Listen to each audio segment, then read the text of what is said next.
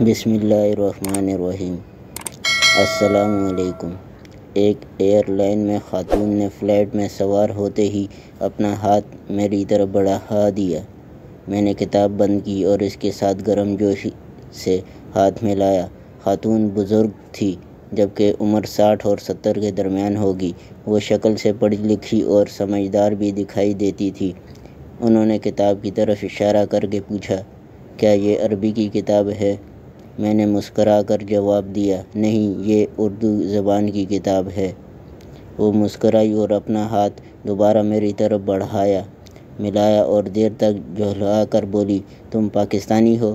میں نے گرم جوشی سے جواب دیا، جی جی بالکل۔ وہ حقیقتاً خوش ہو گئی۔ فلائٹ لمبی تھی، چنانچہ ہم دیر تک گفتگو کرتے رہے۔ پتہ چلا کہ یہ جینا امریکی ہیں، تاریخ کی استاد ہیں۔ وہ طالب علموں کو عالمی تنازع پڑھاتی ہیں، چنانچہ وہ مسئلہ کشمیر سے بھی اچھی طرح واقف ہیں۔ وہ قائد اعظم محمد علی جناح اور مہاتما گاندھی دونوں سے بہت متاثر تھی۔ انہوں نے مجھ سے پوچھا، کیا تم نے گاندھی کو پڑھا ہے؟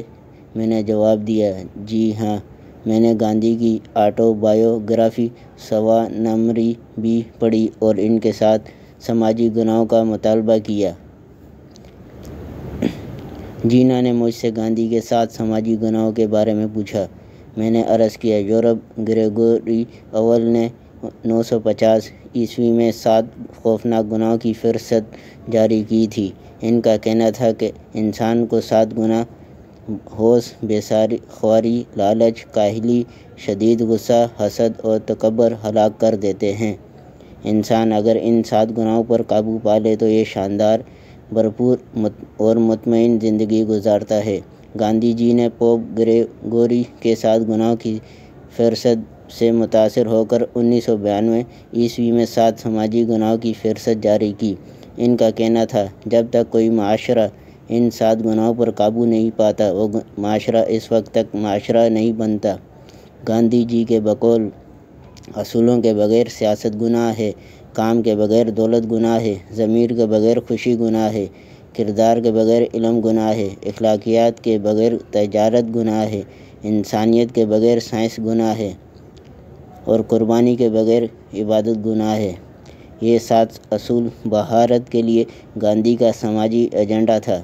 وہ مسکرائی، مجھے تھپکی دی اور پھر پوچھا، کیا تم قائد اعظم محمد علی جناح کے 7 اصول بھی بیان کر سکتے ہو؟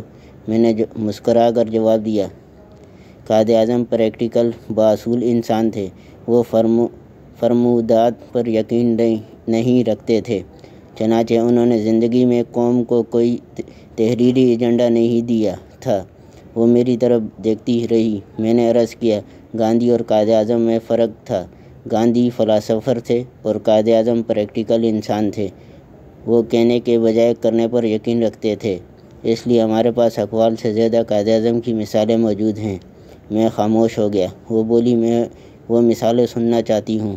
میں نے عرض کیا، مثلاً قائد اعظم نے پوری زندگی وقت کی پابندی کی، پوری زندگی قانون نہیں توڑا، پوری زندگی اقرا پروری نہیں کی، پوری زندگی رشوت دی اور نہ لی، پوری زندگی اپنے مذہبی رجحانات کی نمائش نہیں کی۔ وہ سنی تھے، وہابی تھے یا پھر بریلوی، قائد نے پوری زندگی کسی کو کان خبر نہیں ہونے دی، پوری زندگی وعدے کی پابندی کی، پوری زندگی کوئی سمجھوتا نہیں توڑا، پروٹوکول نہیں لیا، سرکاری رقم نہیں کھائی، ٹیکس نہیں بچایا، آمدنی نہیں چھپائی، اصولوں پر سمجھوتا نہیں کیا، کسی کا حق نہیں مارا اور پوری زندگی کسی شخص کے ساتھ بدتمیزی نہیں کی۔ وہ مسکرا کر بولی، ویل ڈن، آپ ٹھیک کہہ رہے ہیں۔ وہ واقعی بہت شاندار انسان تھے، میں ان سے بہت انسپائر ہوں۔ وہ رکی اور پھر آہستہ سے بولی، میں اگر آپ سے مزید سوال پوچھ لوں تو آپ مائنڈ تو نہیں کریں گے؟